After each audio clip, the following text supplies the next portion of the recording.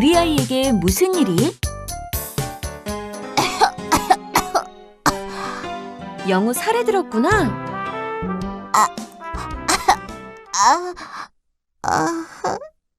영우야, 왜 그래? 왜 그래요? 무슨 일이에요? 영우가 이상해요, 선생님. 숨을 쉬지 않잖아. 선생님은 어서 119에 연락하시고 옆반 선생님에게 우리 반 아이들 좀 데려가 달라고 해주세요. 어서요. 우주반 선생님, 빨리 저희 반으로 오셔서 아이들 좀 데려가 주세요. 네, 여기 대한 어린이집인데요. 식사 중 아이가 쓰러져서 의식을 잃었어요. 숨을 쉬지 않아서 심폐소생술을 일단 시작했는데 빨리 와주세요. 여기에요, 여기! 선생님 한 분은 같이 병원에 가시죠. 제가 같이 갈 테니 선생님은 영우 부모님께 연락해서 상황 설명드리세요. 어린이집 점심시간에 아이가 기도폐쇄로 의식을 잃고 심정지가 왔던 모양입니다. 국민안전처 중앙소방본부에 2006년부터 2014년까지의 심폐정지 구급자료와 이를 토대로 질병관리본부가 구축한 국가심장정지 등록 조사 자료를 보면 국내 급성 심정지 건수는 2006년 19,477건에서 2014년에는 33,309건으로 1.5배 증가했는데요. 인구 10만 명당 기준으로 보면 심정지 환자는 9년 사이 38.3명에서 49.5명으로 늘었습니다. 환자가 늘어난 만큼 생존 퇴원율도 2006년 2.3%에서 2010년 3.3%, 2014년 5.1%로 높아지긴 했습니다. 하지만 여전히 낮은 수치라고 할 수 있죠. 심정지 환자의 생존율은 병원으로 옮겨지기 전 가족이나 일반인의 즉각적인 심폐소생술이 있었느냐 없었느냐에 따라 달라집니다. 조사 결과를 보면 일반인의 심폐소생술 시행률은 2010년 3.2%에서 2012년 6.5%, 2014년 12.1%로 개선되는 추세를 보였는데요. 일반인이 심폐소생술을 시행한 경우 생존 퇴원율은 12.7%, 뇌기능 회복률은 9.1%로 나타났습니다. 이는 일반인이 심폐소생술을 하지 않았을 경우 생존 퇴원율 4.0%, 뇌기능 회복률 2.0%보다 훨씬 높은 결과이죠. 이처럼 심정지 환자가 발생했을 경우 그 즉시 심폐소생술을 시행하는 것은 아주 중요합니다. 따라서 일반인 대상으로 심폐소생술 교육을 늘리고 구급대 소생술을 더욱 조기에 제공하려는 노력이 필요합니다. 이번 시간에는 심폐소생술의 개념 및 중요성과 심폐소생술 시행 방법, 자동 심장 충격기 사용 방법에 대해 살펴보도록 하겠습니다. 이에 따른 학습 목표도 확인해 보세요.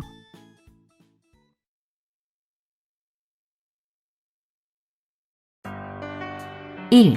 심폐소생술의 개념 및 중요성. 여러분 안녕하세요. 심폐소생술은 어느 순간에 필요할까요?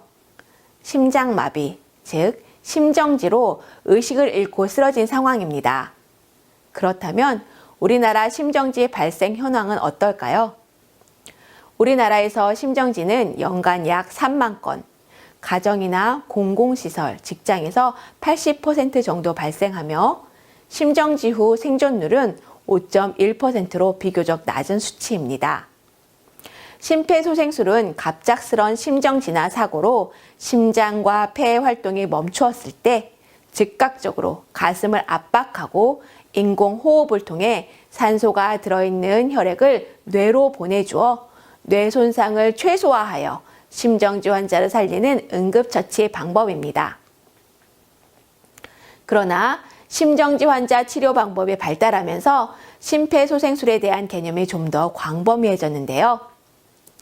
심폐소생술은 심정지 환자에게 가슴 압박과 인공호흡을 하는 기본 소생술과 더불어 자동 심장 충격기 적용과 이후 전문 의료진에 의한 약물 투여나 전문 소생술 모두를 포함한 용어로 정의되고 있습니다. 정리해보면 심폐소생술에는 가슴 압박과 인공호흡, 자동 심장 충격기 적용과 전문 소생술 치료 모두가 포함된다고 볼 수 있죠. 의식을 잃고 쓰러진 심정지 환자를 발견하면 대부분의 사람들은 당황하여 온몸을 주무르는 등 제대로 된 응급조치를 취하지 못하고 시간을 허비하게 됩니다. 그러나 심정지 환자는 쓰러지는 순간 5에서 10초 안에 의식을 잃고 외부 자극에 반응을 하지 못하게 되는데요. 많은 경우 비정상적인 호흡을 하거나 잠시 짧게 경련 발작을 일으키기도 합니다.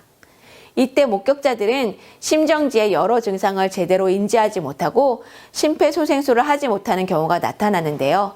따라서 일반인은 자극에 반응이 없고 호흡과 신체 움직임이 없는 사람, 자극에 반응이 없고 비정상적인 호흡 운동만 하는 사람, 자극에 반응이 없고 짧은 시간 신체 경련만 하는 사람을 심정지 환자로 인지하고 즉시 심폐소생술을 할 수 있어야 합니다. 즉각적인 심정지 확인과 함께 중요한 것은 바로 고품질의 심폐소생술입니다. 단지 가슴 압박을 할 뿐 생존율을 높이는 데 방해가 되는 것은 가슴 압박 도중 10초 이상 중단하거나 너무 빠른 속도로 압박하여 깊게 누르지 못하게 되어 빈 심장을 짜는 경우가 발생하거나 너무 느린 속도로 압박하는 경우입니다. 따라서 심정지 환자의 발생률을 높이기 위해서는 심정지를 빠르게 인지하고 그 즉시 깊고 빠르고 중단 없는 고품질의 심폐소생술을 시행하는 것입니다. 혹시 4분의 기적이라는 말을 들어보셨나요? 심정지 환자를 뇌손상 없이 살리기 위해서는 심정지 발생 직후 4분 안에 심폐소생술을 시행해야 한다는 것입니다.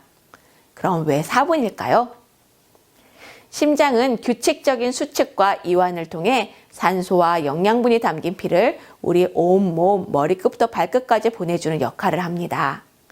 여러 가지 원인으로 심장 박동이 멈추게 되면 산소와 영양분 공급이 중단되고 갑자기 의식, 호흡, 맥박이 없는 임상적 사망 상태가 됩니다. 그러나 이 순간부터 4분까지는 바로 이전까지 온몸에 돌던 피 속에 산소가 남아있어 장기의 조직과 세포들이 손상을 받지 않고 견딜 수 있습니다. 이후 심정지 상태로 4분, 6분이 지나게 되어 온몸의 산소 공급이 완전히 차단되면 제일 처음 대뇌가 비가역적 손상을 받기 시작합니다. 8분, 10분이 지나게 되면 뇌사에 이르고 다른 장기 또한 심각한 비가역적 손상으로 더 이상 소생할 수 없는 생물학적 사망 상태에 이르게 됩니다. 따라서 심폐소생술 시행에 있어서 꼭 기억해야 할 것은 심정지 상황에서 당황, 두려움으로 우왕좌왕하며 시간을 지연시키지 말고 4분 안에 목격자가 현장에서 즉각적으로 심폐소생술을 시행해야 한다는 것입니다. 즉각적으로 시행한 심폐소생술로 심정지 환자의 생존율을 높이기 위해서 응급처치의 모든 단계들이 연속적으로 시행되어야 하는데요. 이 모든 과정을 생존사슬이라고 합니다. 생존사슬의 첫 단계는 심정지 발생 가능성이 높은 고위험 환자들을 선별하고 심정지 발생을 예방하는 노력이 우선되어야 합니다. 어린이집에서는 급성 기도폐쇄나 영아돌연사 증후군과 같은 비심장성 심정지가 발생할 수 있는 것을 미리 예측하고 이에 대한 예방적 조치를 취할 의무가 있습니다. 혹시 심정지가 발생되었을 때는 목격자가 심정지를 신속하게 인지하고 발견하는 것입니다. 두 번째 단계로는 심정지를 인지하고 발견했다면 지체 없이 응급의료체계, 즉 119에 신고하는 것입니다. 세 번째 단계로는 신고 후 목격자가 현장에서 신속하게 심폐소생술을 시행합니다. 네 번째 단계로는 신속하게 제세동을 시행합니다. 마지막 단계로는 심정지 환자의 자발적 순환이 회복된 후에는 효과적인 전문 소생술 치료와 심장마비 치료를 합니다. 심정지가 발생한 환자를 소생시키는 가장 효과적인 방법은 심정지가 발생한 현장에서 목격자가 첫 번째에서 네 번째 단계를 연속해서 실시해야 합니다. 정작 심정지 환자를 목격하고 생명을 살리기 위해 심폐소생술을 시행하려니 혹시나 하는 생각에 머뭇거리게 되는 경우가 생길 것입니다. 그것은 바로 환자를 살리려다가 실패하면 어쩌나 하는 두려움입니다. 가슴을 압박하다가 갈비뼈가 부러지면 어쩌나? 그 갈비뼈가 장기를 찔러 다른 손상을 일으키면 어쩌나 하는 복잡한 생각들이죠. 그러나 걱정하지 않으셔도 됩니다. 우리나라도 선진국과 같이 선한 사마리안법이 2008년에 응급의료에 관한 법률 제5조의 2항으로 입법화되어 있습니다. 선진국의 선한 사마리안법은 위험에 처한 다른 사람을 구조할 수 있음에도 불구하고 고의로 구조하지 않은 사람에 대해 처벌하는 법입니다.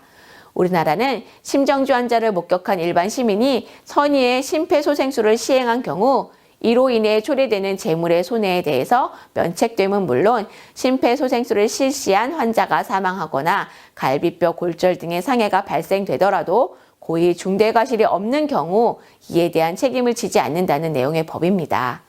실제로 80에서 90% 이상의 심정지 환자에게서 가슴 압박 시행 중 하나, 두 개의 갈비뼈 골절이 일어납니다.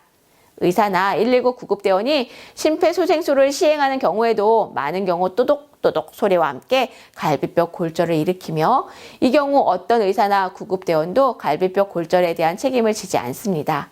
그렇다면 만약 선생님이 어린이집을 퇴근하고 집에 다 와가는데 여행용 캐리어를 끌고 가는 아저씨가 갑자기 앞으로 넘어지고 일어나지 않는다면 선생님은 어떤 생각을 할까요? 어떻게 행동하실 건가요? 너무 놀란 나머지 아무것도 못하실 수 있죠. 주변의 다른 사람을 살피며 두리번거릴 수도 있어요. 순간 119에 신고하실 수도 있을 것입니다. 만약 넘어진 아저씨가 정상적인 수축과 이완, 즉 펌프 작용을 하던 심장이 멈추어서 쓰러졌고 의식이 없는 상태라면 10여 분 후 아저씨는 뇌사 또는 사망에 이르게 될 것입니다. 심정지 후 환자를 아무런 조치 없이 내버려두면 그 환자는 생존율이 1분당 10%씩 떨어져 10분이면 사망에 이르게 됩니다. 그러나 이 상황을 목격하자마자 환자의 의식을 확인하고 119에 신고하고 119 구급대가 올 때까지 가슴 압박을 계속했다면 적어도 30분까지는 생존할 수 있게 되죠. 심정지 후 가슴 압박을 통해 온몸에 산소를 공급해주면 그 환자는 생존율이 1분당 2에서 3%씩 떨어져 적어도 생물학적 사망까지 30분이라는 시간을 연장시킬 수 있기 때문입니다. 실제로 여행용 캐리어를 끌고 가던 아저씨가 의식을 잃고 앞으로 쓰러진 상황에서 이를 목격한 시민들이 의식을 확인하고 119에 신고하고 119가 도착할 때까지 교대로 심폐소생술을 했을 때 이후 119와 병원의 전문 소생술 치료 과정에서 이 환자는 의식을 되찾았고 살아나는 기적을 맛보았습니다. 심정지 상황에 놓인 환자를 살리기 위한 시민들의 즉각적이고 적극적인 심폐소생술이 중요한 역할을 한 것입니다. 또 다른 예를 들어보겠습니다. 만약 선생님 반의 만이세 반 아이가 교실에서 장난감을 갖고 놀다가 갑자기 옆으로 넘어지고 의식이 없는 상태로 일어나지 않는다면 선생님은 어떻게 행동하실 건가요? 앞의 사례를 통해 즉각적인 심폐소생술의 중요성을 알고 계시는 선생님은 아마 아이의 의식을 확인한 후 즉각 119에 신고하고 119 도착할 때까지 심폐소생술을 하셨을 것입니다. 그런데 안타깝게도 실제 상황은 달랐습니다. 인천의 한 어린이집에서 만 2세 아이가 장난감을 삼킨 후 의식을 잃고 쓰러진 상황에서 어린이집 교사는 119에 신고를 했습니다. 그러나 119 구급대원이 올 때까지 심폐소생술 등 제대로 된 응급처치를 하지 않았습니다. 대신 이 아이를 안고 인근 내과 병원으로 이송하면서 4분이라는 골든타임을 놓쳤고 10여 분이 지난 후에 내과 의사에 의한 심폐소생술을 받게 되었습니다. 아이는 119 구급대에 의해 1시간 후 응급의료센터에 이송되었고 이후 의료진에 의한 심폐소생술 등 전문 소생치료를 받았지만 뇌사 상태에 빠졌고 8일 만에 사망하게 되었습니다. 어린이집 교사로서 갑자기 발생하는 심정지 상황에 대해서 바르게 인지하고 즉각적으로 119 신고와 심폐소생술을 시행하는 것이 얼마나 중요한지 다시 한번 경각심을 갖게 한 사고였죠. 2. 심폐소생술 시행 방법. 가장 효과적인 심폐소생술 방법은 가슴 압박 30회, 기도 유지, 인공호흡 2회를 반복하는 것입니다. 그런데 병원 밖에서 심정지 환자를 목격한 일반인은 인공호흡에 대한 거부감이나 어려움으로 심폐소생술 자체를 시도하지 않으려고 합니다. 따라서 심장성 심정지 환자 발생 초기에는 인공호흡 없이 가슴 압박 소생술만으로도 생존율을 높일 수 있다는 임상 연구에 따라 보건당국은 일반인 대상 심폐소생술 교육은 가슴 압박 소생술을 가르치도록 정해두고 있습니다. 어린이집 교사들은 어린이집에서 영유아들에게 발생하는 비심장성 심정지 상황에 대처하기 위해서 먼저 기본 심폐소생술에 대해서 시연을 통해 알아보고 이와 조금 다른 부분이 있는 소아 및 영아 대상 심폐소생술을 시연을 통해 알아보겠습니다. 심폐소생술에 대해서 알아보겠습니다. 우선 심정지 확인을 하는 방법을 살펴보겠습니다. 쓰러진 환자를 발견했을 때 사람들은 어떤 방법으로 환자를 깨울까요? 대부분의 사람들은 얼굴을 때리거나 아니면 몸통을 흔들어 깨울 것입니다. 그러나 이런 방법은 의식을 잃고 쓰러져 경추 손상이 의심되는 환자를 더욱 위험하게 만들 수 있습니다. 따라서 환자의 의식을 확인하는 가장 올바른 방법은 환자의 가장 예민한 부분인 양쪽 어깨를 가볍게 두드리며 여보세요? 괜찮으세요? 제 말 들리세요? 라고 소리치는 것입니다. 이때 환자의 머리부터 발끝까지 훑어보면서 호흡이 있는지 확인해야 합니다. 여기서 큰 소리로 외치는 것은 환자가 구조자의 목소리에 반응하는지 확인할 수 있고 만약 공공장소라면 지나가는 사람들에게 응급 상황이 발생했음을 알릴 수 있는 좋은 방법이 됩니다. 다음으로 심정지 환자인지 3가지 방법을 통해 확인할 수 있는 방법이 있는데요. 첫 번째 방법은 환자의 팔을 들어 놓습니다. 이때 축 늘어진 채로 팔이 아래로 뚝 떨어진다면 심정지입니다. 두 번째, 코 고는 듯한 얕고도 느린 불규칙적인 호흡을 하거나 호흡을 하지 않는다면 심정지입니다. 이런 호흡이죠. 네, 껄떡거리는 호흡이에요. 세 번째, 짧은 경련을 일으킨 후 몸을 움직이지 않는다면 심정지입니다. 만약 반응이 없고 호흡이 없거나 비정상적이면 즉시 119에 신고합니다. 주변에 도와줄 사람이 없다면 본인이 직접 119에 신고합니다. 만약 주변에 도와줄 사람이 있다면 그 사람을 향해 손을 뻗어 지목합니다. 그리고 검은색 양복 입으신 남자분 119 신고해 주시고요. 파란색 야구 모자 쓰신 분 자동 심장 충격기 가져다 주세요. 라고 요청합니다. 다음은 본격적으로 가슴 압박을 시행해야 합니다. 환자 가슴 옆에 무릎을 어깨 넓이로 벌린 상태에서 무릎을 꿇고 앉습니다. 이때 환자와 구조자 사이의 간격이 좁을수록 좋습니다. 보통 환자와 옆구리와 구조자의 무릎 사이에 주먹 하나 정도의 간격이 되도록 무릎을 꿇고 앉습니다. 그리고 환자의 웃옷을 벗깁니다. 여자의 경우 속옷을 위로 올립니다. 다음, 환자의 심장을 압박할 수 있도록 가슴뼈 중앙 아래 2분의 1 지점에 손바닥과 손목 경계의 통통한 부분인 손꿈치를 올려놓습니다. 그 다음 다른 손을 손등 위에 포갠 후 깍지를 끼우고 손가락이 가슴에 닿지 않도록 모두 위로 올려줍니다. 그리고 양쪽 팔꿈치를 쭉 펴고 체중을 실어서 1분에 100에서 120회 속도로 5에서 6cm의 깊이로 우리 30번 숫자를 세면서 압박합니다. 하나, 둘, 셋, 넷, 다섯, 여섯, 일곱, 여덟, 아홉, 열, 열하나, 열둘, 열셋, 열넷, 열다섯, 열여섯, 열일곱, 열여덟, 열아홉, 스물, 스물하나, 스물둘, 스물셋, 스물넷, 스물다섯, 스물여섯, 스물일곱, 스물여덟, 스물아홉, 서른. 고품질의 압박을 위해서는 강하고 빠르게 쉬지 않고 압박을 해야 합니다. 가슴 압박 시 꼭 기억해야 할 것은 매번 압박 직후에 원상태로 완전히 이완되도록 해야 하며 손바닥이 가슴에서 떨어지지 않도록 해야 합니다. 그리고 가슴 압박을 30회 진행합니다. 그 다음은 인공호흡을 2회 시행합니다. 먼저 손바닥으로 환자의 이마를 지그시 눌러 머리를 젖히고 아래 턱 들기 방법으로 기도를 열어줍니다. 다음으로 이마 쪽 손은 엄지와 검지로 환자의 코를 막고 아래 턱을 잡은 손가락으로 환자의 입을 벌려줍니다.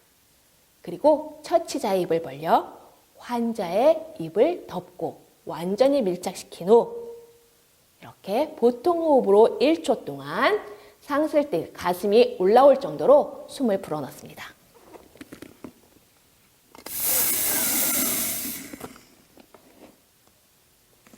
숨을 불어넣은 후 즉시 입을 떼면서 코를 막았던 손가락을 떼내줍니다. 그리고 숨을 내쉬게 합니다. 인공호흡을 모르거나 꺼려지는 경우에는 인공호흡을 하지 않고 119 구급대가 올 때까지 가슴 압박만 계속 시행합니다. 그리고 이렇게 30회 가슴 압박과 2회 인공호흡을 119 구급대원이 도착할 때까지 반복 시행합니다. 심폐소생술에서는 환자의 연령에 따라 영아, 소아, 성인으로 구분합니다. 즉, 어린이집에 다니는 영유아들은 영아 또는 소아에 속하는데요. 8세 이하의 소아와 영아에게 일어나는 심정지는 성인과 달리 주로 급성 기도폐쇄, 호흡마비, 영아돌연사 증후군 등의 비심장성 원인에 의해 발생합니다. 그래서 성인과 달리 심장 충격기 처치가 필요하지 않은 경우가 많으며 심정지 발생의 예방 및 심폐소생술의 시행이 더욱 강조됩니다. 따라서 영유아를 보육하는 어린이집 교사는 어린이집에서 장난감 관리나 수면, 급식 시 안전 지도를 통해 예방적 조치를 철저히 하는 것이 중요하죠. 만약 소아, 영아에게 심정지가 발생한다면 신속한 심정지 확인과 신고, 신속한 심폐소생술, 효과적 전문소생술, 심정지후 통합치료 등 생존 사슬을 통해 생존율을 높여야 합니다. 소아 및 영아 대상 심폐소생술을 할 때에는 우선 반응이 없는 소아 및 영아를 발견하면 현장이 안전한지 확인해야 합니다. 그리고 평평하고 단단한 바닥에 바르게 눕혀서 실시해야 하죠. 첫 번째는 바로 심정지 확인입니다. 소아는 양쪽 어깨를, 영아는 한쪽 발바닥을 두드리며 확인합니다. 얘야, 괜찮니? 아가야, 괜찮니? 라고 소리칩니다.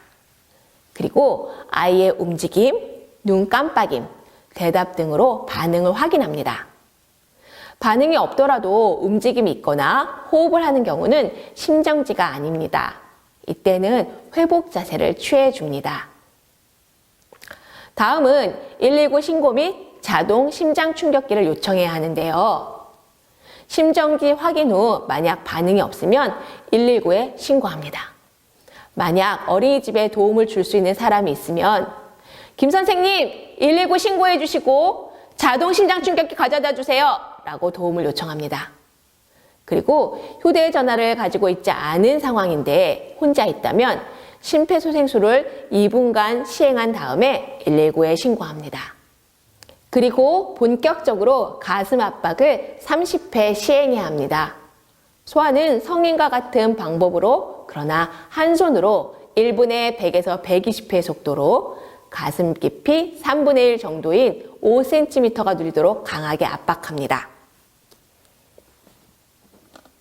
하나, 둘, 셋, 넷, 다섯, 여섯, 일곱, 여덟, 아홉, 열, 열하나, 열둘, 열세, 열네, 열다섯, 열여섯, 열일곱, 열여덟, 열아홉, 스물, 스물하나, 스물둘, 스물세, 스물네, 스물다섯, 스물여섯, 스물일곱, 스물여덟, 스물아홉, 서른.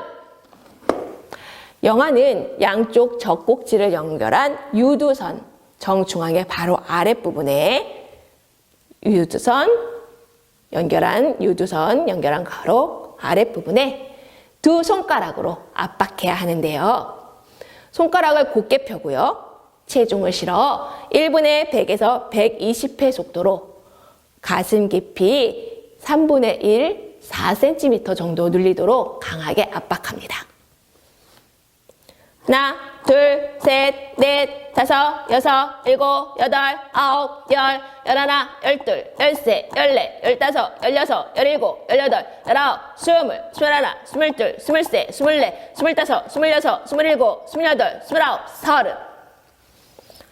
이때 성인 가슴 압박처럼 매번의 압박 직후 압박된 가슴은 원래의 상태로 완전히 이완되도록 합니다. 단 손꿈치나 손가락이 환아의 가슴에서 떨어지지 않도록 합니다. 가슴 압박 30회 실시 후에는 기도를 유지하고 인공호흡 2회를 실시합니다. 이는 성인과 같은 방법으로 인공호흡을 하는데요. 영아의 경우 구조자의 입 안으로 아기의 입과 코를 한꺼번에 막은 다음 보통 호흡으로 1초 동안 환아의 가슴이 약간 올라올 정도로 숨을 불어넣습니다.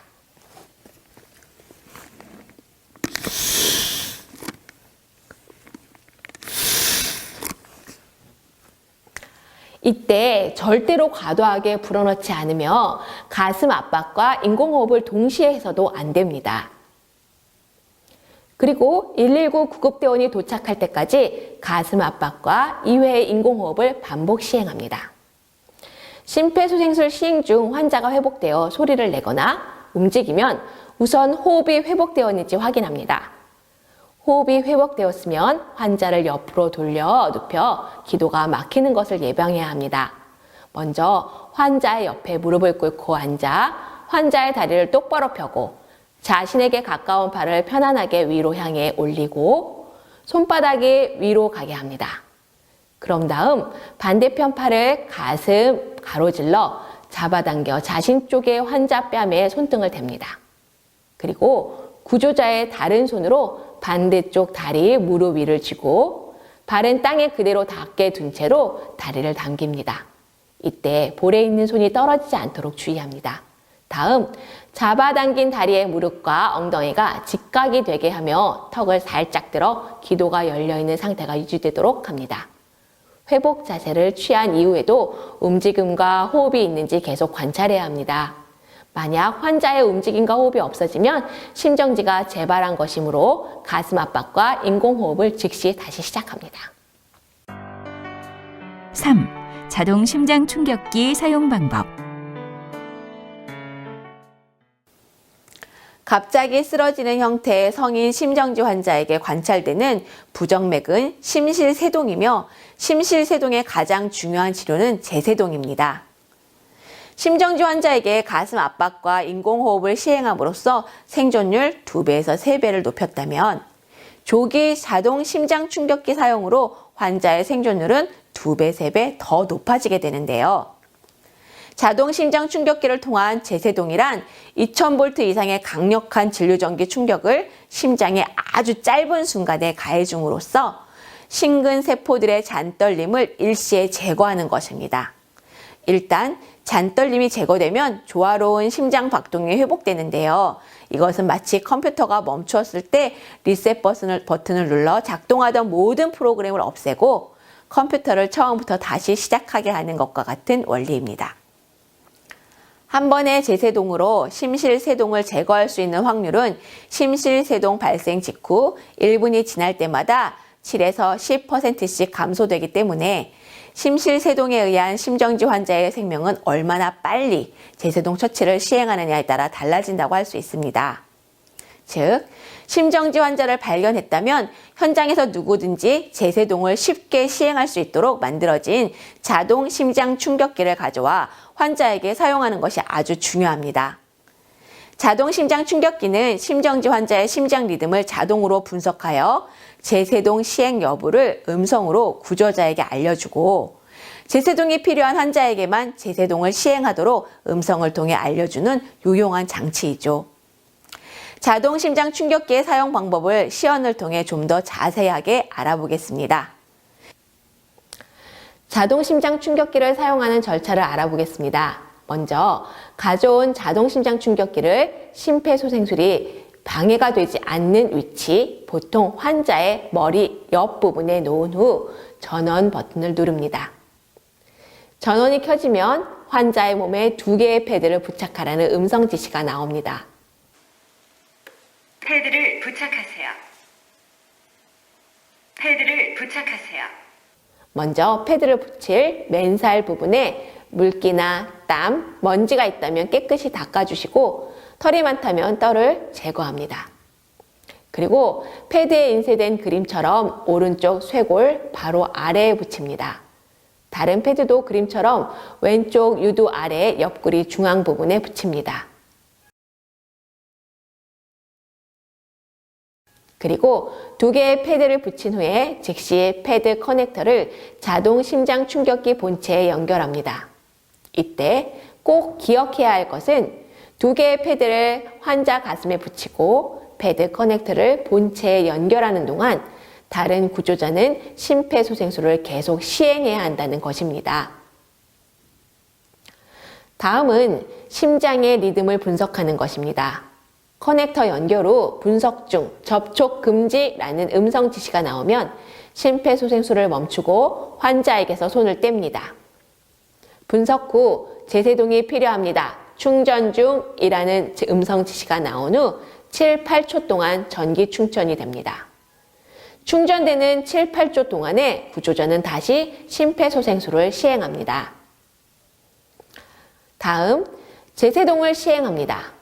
제세동 버튼에 불이 켜지고 제세동 버튼을 누르라는 음성 지시가 나오면 심폐소생술을 멈추고 제세동 버튼을 누르기 전 모두 환자에서 떨어지세요 라고 말하면서 구조자 자신의 몸이 환자 몸에서 떨어졌는지 확인합니다. 다른 주변에 있는 모든 사람도 환자에서 떨어졌는지 확인합니다. 확인 후 깜빡이는 제세동 버튼을 누릅니다. 그리고 제세동 실시 후에 즉시 심폐소생술을 실시합니다. 심폐소생술 시행 후 2분마다 심장 리듬 분석을 통해 제세동 여부를 알려주고 119가 도착하기 전까지 자동 심장 충격기 지시에 따라서 심폐소생술을 계속 시행합니다. 제세동 필요합니다. 충전 중.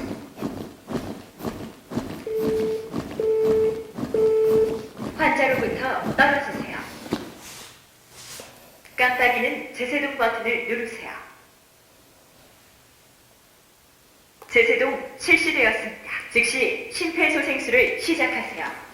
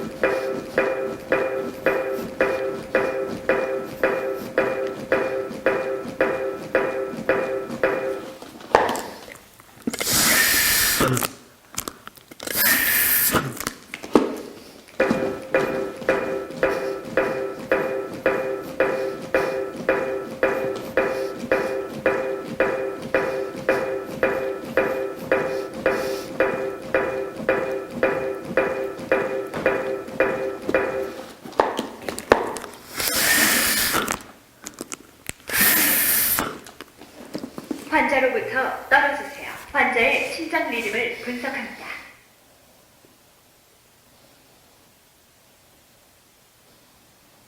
제세동 필요합니다. 충전 중.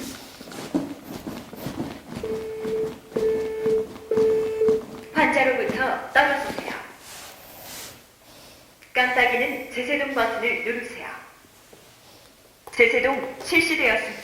즉시 심폐소생술을 시작하세요.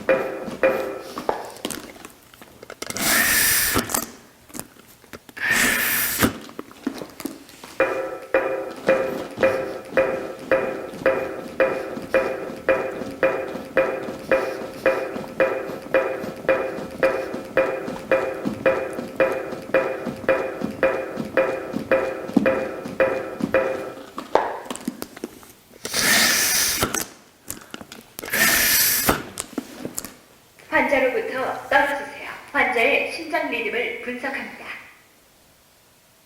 제세동이 필요하지 않습니다. 환자의 상태를 확인하시고 심정지 상태가 지속되면 즉시 심폐소생술을 다시 시작하세요. 시스템을 종료합니다. 심폐소생술을 계속하던 중 환자가 자발적으로 움직이거나 정상적 호흡을 하기 시작한다면 회복된 것입니다. 그때는 심폐소생술을 중단하고 환자의 움직임과 호흡 상태를 관찰합니다. 자각 증세 없이 갑작스럽게 발생하는 병원 밖 심정지 환자는 약 3만 명 정도 됩니다. 대부분 가정, 길거리, 직장에서 60에서 80% 발생하는데요. 이때 심정지 환자를 발견하는 사람은 가족이나 행인 또는 직장 동료가 될 것입니다.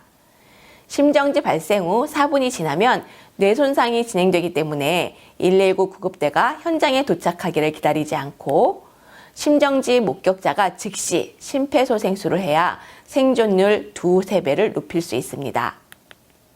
그러나 어린이집 영유아에게서 발생하는 심정지는 이물질로 인한 급성 기도폐쇄가 진행되어 발생하는 비심장성 원인에 의한 경우가 대부분입니다. 이 순간 어린이집 교사는 2가지 실수를 저지르는 경우가 많습니다. 첫 번째 실수는 기도폐쇄가 진행되어 심정지가 온 상황에서 기도폐쇄 처치를 해야 할지 심폐소생술을 해야 할지 제대로 판단하지 못하고 우왕좌왕하게 됩니다. 또 다른 실수는 기도폐쇄로 인해 호흡곤란을 일으키거나 의식을 잃어 축 늘어진 영유아의 모습에 당황하여 그 즉시 119에 신고한 후 적절한 응급처치를 해야 함에도 불구하고 아무런 응급처치를 하지 않고 영유아를 인근 병원으로 이송하는 것입니다. 교사들은 이런 실수로 인해 골든타임 안에 제대로 된 응급처치를 실시하지 못하고 응급 상황에 놓인 영유아는 안타깝게도 뇌사나 사망에 이르게 됩니다. 이에 어린이집 교사로서 영유아 심정지에서 당황하지 않고 심정지 목격 즉시 119 신고 후 심폐소생술을 시행하여 뇌손상 없이 영유아의 생명을 살릴 수 있도록 대처 능력을 기르는 것이 필요합니다. 지금까지 배운 내용을 확인해 볼까요? 스타트 버튼을 클릭하여 문제를 풀어보세요.